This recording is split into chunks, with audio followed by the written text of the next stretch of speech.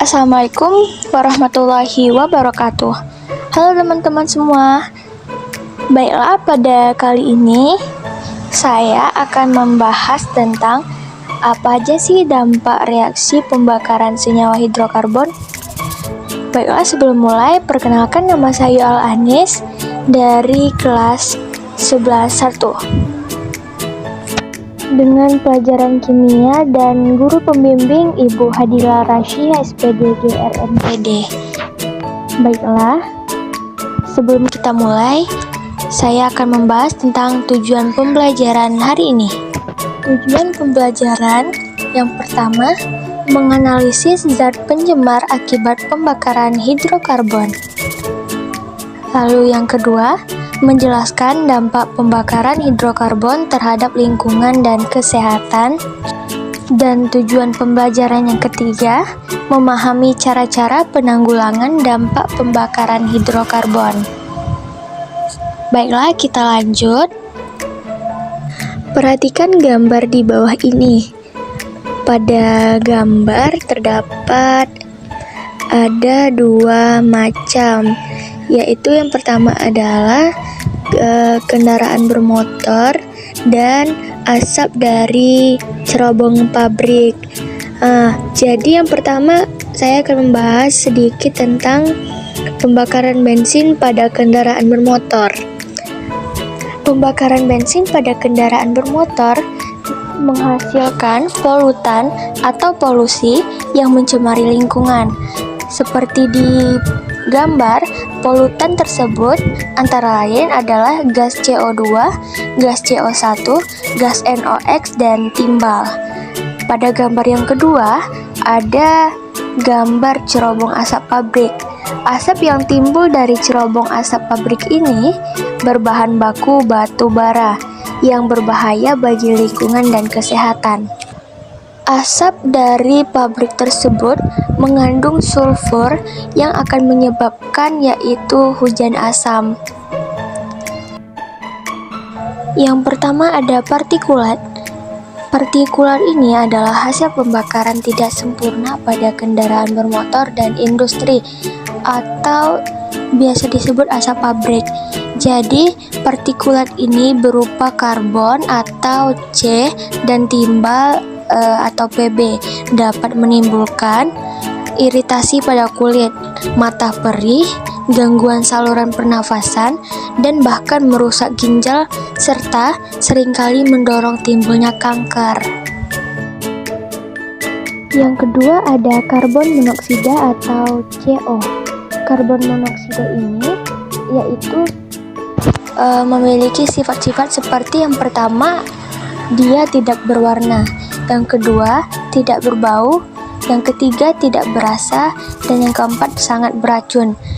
Dia dapat menyebabkan kekurangan oksigen pada manusia karena mengganggu kerja hemoglobin atau Hb dalam sel darah merah yang membawa oksigen yang diserap paru-paru dari udara.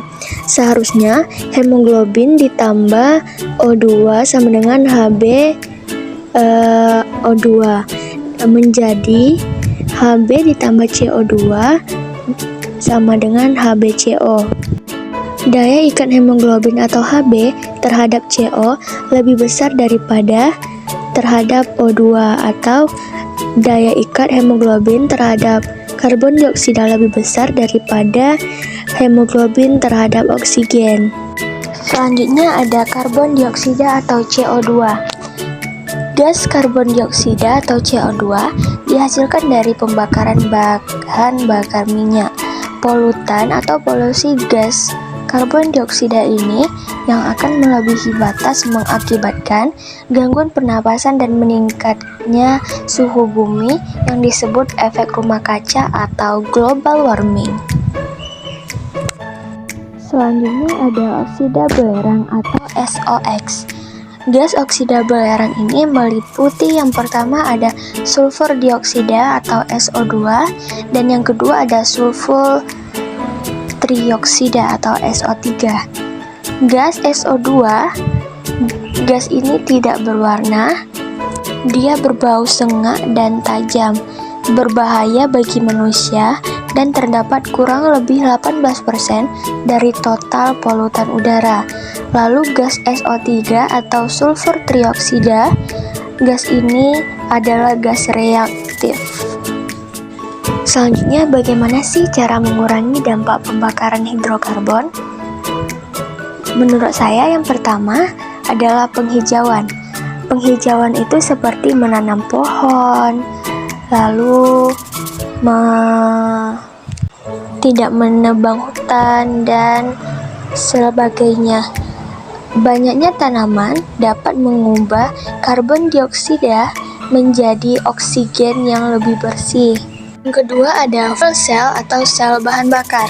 Ini mengurangi penggunaan bahan bakar. Cara menguranginya bisa kita dengan menggunakan sepeda, berjalan kaki, bisa menggunakan sepeda listrik, dan tidak berhubungan dengan pencemaran udara ataupun sebagainya.